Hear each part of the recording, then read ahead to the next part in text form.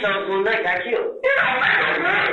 What I'm saying is, this story, you wouldn't believe me if I said, I probably told you this already. But before Thug was just famous, I was wanted to hang with Thug. I know. You know what I mean? So this nigga said, he said, yeah, no one. I promise you this. Why though? Let's put it this way. This Thug.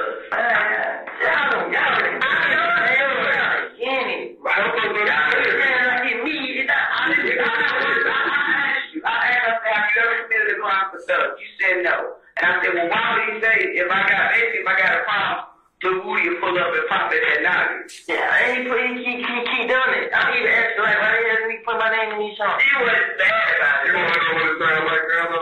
What? It sounded like that you expanded. 13, he's talking about the fact that some of these songs were made prior to Nut being killed.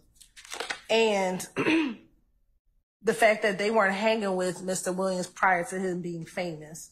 And so they're talking about just when their relationship began, Your Honor. I think it's going to be relevant for the jury.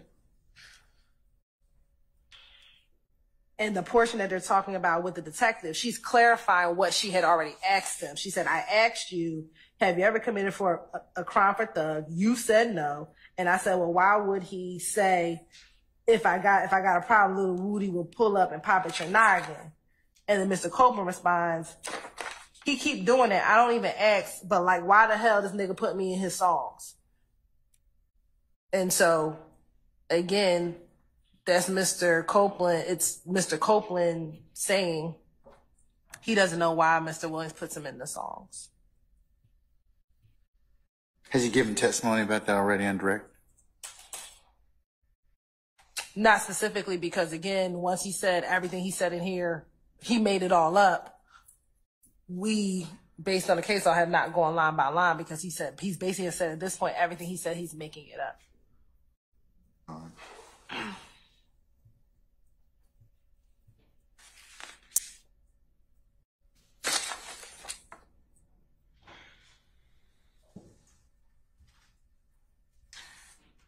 So what's your theory of admissibility in terms of these this particular line of inquiry from line 70, from 10:25:27 to 10:26:13? Here again, it again goes to the relationship of Mr. Williams and Mr. Copeland prior to this incident occurring. He's telling the detectives about when they met, when these songs occurred. So again, I think that's just relevant to talk about their history of how, when they first met, is why I believe it's relevant. And again, it's in contradiction to what he's saying, what he said in court, which is that he made all of this stuff up in all of these interviews. Your Honor, Mr. Copeland testified that he has a relationship with Mr. Williams. The jury can determine what type of relationship, if any, that was. There have been social media postings. There have been pictures together. Mr. Copeland testified already that he met Mr. Williams after Mr. Williams was already an accomplished, well-known musical artist. This adds nothing. But if the state wants to put in a consistent statement, I don't know how it's admissible, that they met, that one line that they met after, that Mr. Copeland met Mr. Williams after he was an accomplished artist. I don't oppose that. What I do oppose is the detective's statements, again, and the fact that this is getting to, if you didn't commit a crime for Mr. Williams, why would Mr. Williams put you into a song? It's impossible for Mr. Copeland to pontificate why Mr. Williams does anything in a song without a foundation saying, I discussed that with Mr. Williams, which is not his response. And that's the part I'm objecting to, because it's, again, the detectives giving their theory that you do commit crimes for Mr. Williams, otherwise you would not be in a song. And Mr. Copeland denied that. And then they followed it up with the, well, then why would he put you in a song, which clearly Mr. Copeland could not get in the intent of Mr. Williams. Those are my issues. Also, the state keeps saying that Mr. Copeland gave this blanket assertion, I lied, and I heard what you said today, and I know you looked at that's not what he said. What he said was, I probably said all of these things you're asking, but I said them because I wanted to remove, basically, this is my impression, the target from me onto someone else. That's how I'm not saying that's a direct quote, but that's how I understood what he testified to in your court. So those are my reasons. And under 403, I don't know why the detective's words get to be displayed to the jury on, oh, well, you had to have committed crime for Mr. Williams. That's Mr. Williams' character under 408, and it's also a 403 analysis again, I'd ask. Can you all play it again for me, please? That 10:25:27 to 10:26:13 or thereabouts, please.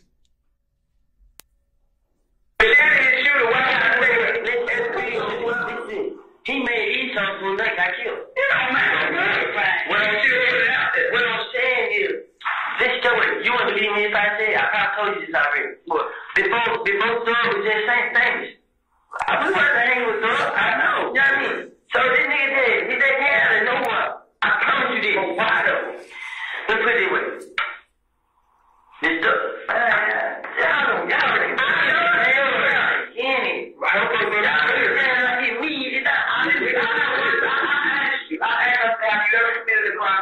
You said no.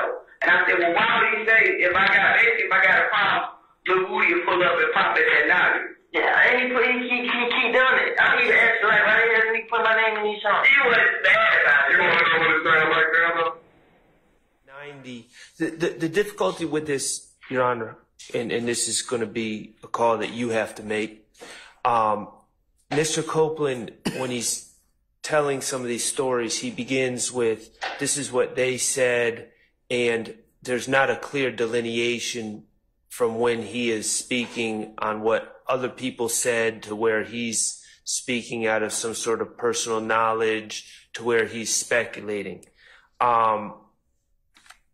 90, on page 90, I'd ask Your Honor to take a look at that.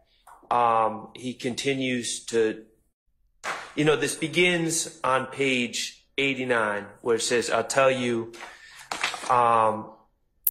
they come in too because they saying Birdman wanted to sign Bloody J. So it begins with, that's line 3. Yes. So it begins with they saying. At some point, he's talking about, continues to talk about business relationships of who he calls Thug and Birdman. And then he's asked about gang membership and rankings of different individuals in the gang, including Shannon, Mr. Kendrick, and Jeffrey. So where is that particular? On page 90, as you go further down, and I am expanding it, so I will apologize to Ms. Hylton. But before we go further, is the state in concurrence that you're that line at page 89, lines 3 through 24 should be omitted? Yes. We don't. Okay, all right. So unless somebody has an objection to the contrary, anyone? Okay, let's go. Let's start on page 90 then, and you can further your argument. So which lines or which pages starting at page 90 are you saying that should be excluded? Well, 1 to 3 seems to be a continuation of the redacted conversation.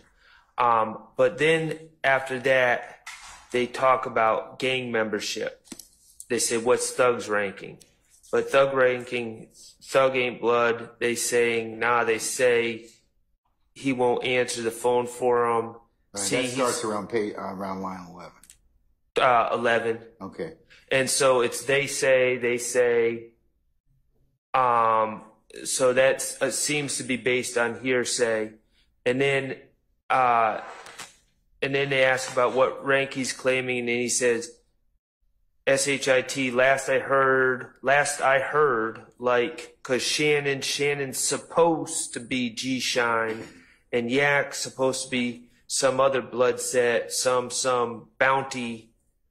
I listened, I heard bounty type SHIT. I don't know is Copeland's response. So it seems to me that this gang information on page 90 is a combination of what he's heard and speculation, and then he kind of ends it with, I don't know. So I don't think it would be appropriate to play such flimsy evidence with a source that's cannot be determined for the jury. I think it's probably best that we play the section because I don't think the transcript gives the context of what the section Okay. is. All right. Let me hear it, please.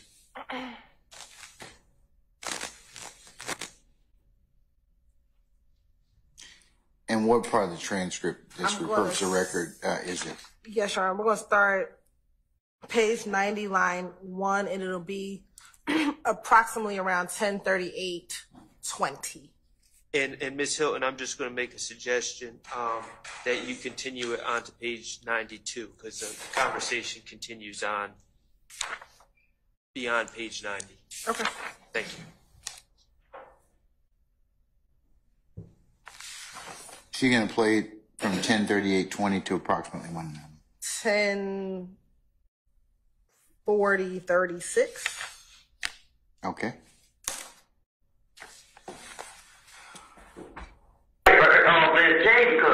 Because they supposed to be telling other people about Thug, being gay. That's what this was about. Them two not that cool because Thug said they talk about it. But see, these all these, what I'm saying, like now new, all this new. So Thug had Birdman, like, you know what I'm saying, this and that. You know what I'm saying? That's why. And then they got to it. What's Thug at Frankie? They saying Thug ain't blood. They say he going out the phone for him. See, he just saying he a blood. Then he went on the phone for folks. Yeah, top dudes. Yeah. What ranking is he claiming? Or claiming to be? Last I heard, like, Shannon's supposed to be G-Shine, and Yak's supposed to be some other blood set, some firearm type shit. I don't know. You said bounty? Yeah, I ain't sure what that. So probably some shit. And they been all arguing about everybody being dipshit, and they like, yeah, about 6 months Rolex and whatever, however you said. You hear me? And like, ain't nobody getting in bed. So what is, once again, what rank did you hear, or what rank is Thug claiming to be? The last time I heard he was sustained, it was like, he was over all the Cleveland. What is the name of the sustained? I don't know how they got different stuff for different blood games. Okay, he's supposed to be Slime, SMM, whatever. Yeah. So what's the stain for that game? Because I know, they got, you're not listening to them, they got different stains. I don't know how much stain he got. They don't be like 5 more. Don't say shit like that. They be talking about some M shit, so I don't know what they mean. So M something. Yeah, M5 or something like that. I don't know what they mean. So that was Tick was M5 until the basketball player got convicted or when it happened. Now when he got locked up, they said he's supposed to testify. So they took his name. Yeah, and they made him do it. So he just signed or it said a YG or whatever. How you gonna put it? What's your basis? Are you still want to try and argue that it should come in? Yes. Okay. Your Honor, again, first level, impeachment by contradiction. He says that everything, he made it all up. So I start there. Then secondly, when he's talking about who is a part of what set or what gang, Mr. Copeland hangs around or is around all of these people all the time. But we don't know who. It's they. Right, but I think that is just the way in which he speaks. I mean, he's around Mr. Kendrick. We've seen pictures of him with Mr. Kendrick. He's around Mr. Williams. We've seen pictures of him around them. So he has an understanding of what they call themselves or what they identify as.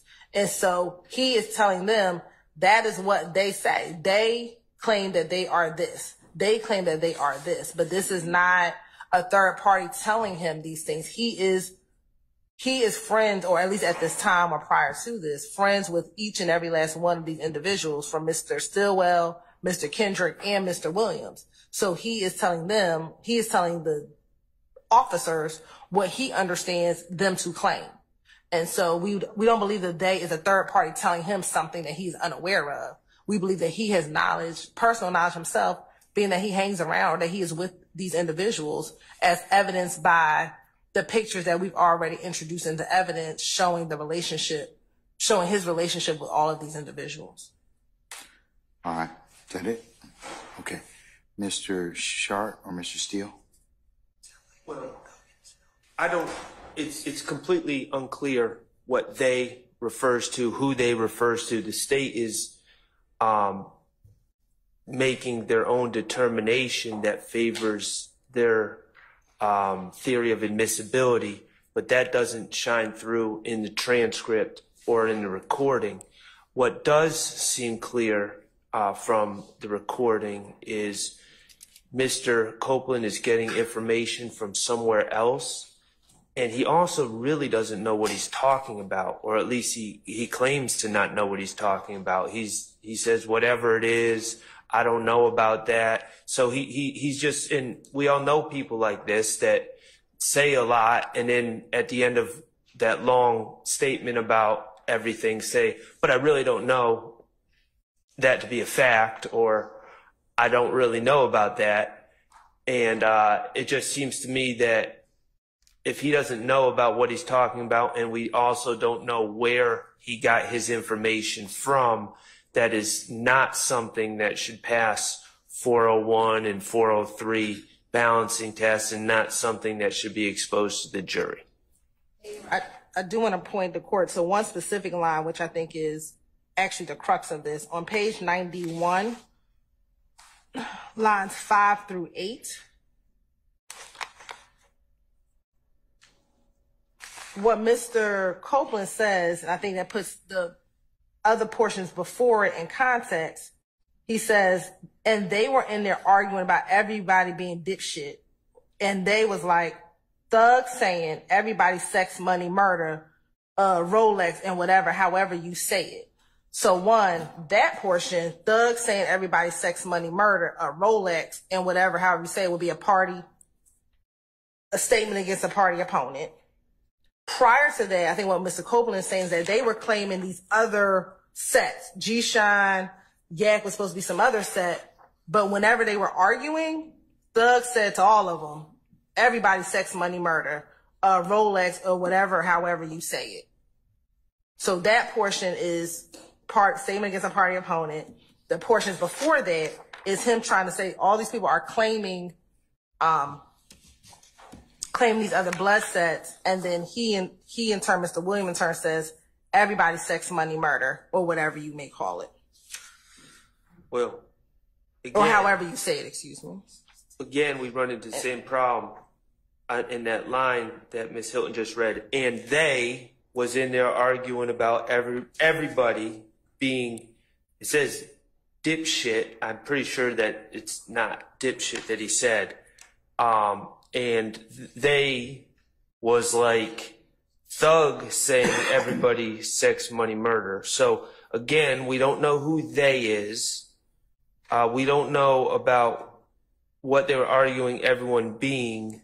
And then he says, and they was like Thug saying everybody. So the they is in apparently telling, the unknown they is now telling Copeland what Thug supposedly said. So it's still hearsay. It's an unknown declarant. And that doesn't, and even if Your Honor were to accept the state's argument on this one particular set of lines, that still doesn't address the source of knowledge for my client's gang membership according to Kenneth Copeland and Mr. Kendrick's gang membership according to Kenneth Copeland, which right after he gives this information says, you know what, I don't know about it. So it's just a lot there, and I don't believe that this is the type of evidence that is of the quality that should reach the jury. All right. In considering transcript 1038:20 to 1040:36 or thereabouts, the defense claims that they don't know what they, I should say, refers to, and he's getting him being Mr. Copeland, his info from somewhere else, and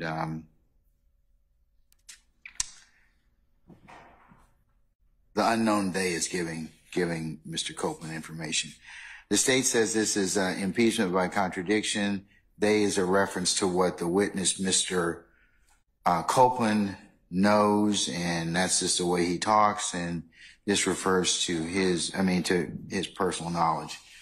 The court is of the opinion I have to take a look at the most plain reading of the transcript and listening to the audio, and I'm inclined to agree with the defendants that we don't know who they is, and for that reason, I'm gonna exclude that particular part of the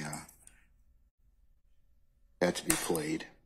1038:20 to 1040:36. And thank you, Ron, but can I go to a specific portion? And I understand the court's ruling. On page 91, line 20 through 22, which is a small portion of that section, Your Honor. When the detective asks Mr. Copeland, okay, he's supposed to be Slime, SMM, whatever, he says, yes, yeah. That particular line, we believe, is based on personal knowledge. So we understand the court's ruling as to everything above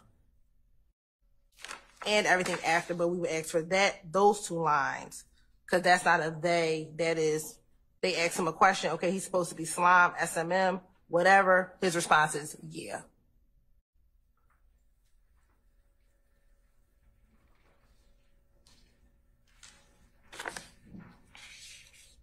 All right, Mr. Schardt or Mr. Steele? The state is asking for, I'm going to exclude the previous portion, but the state is asking for me to include around line 20 of page 91, where Detective 1 is speaking. Okay, he's supposed to be Slime, SMM, phonetically, whatever, and then that's line 21, and then line 22 is Kenneth Copeland, yeah.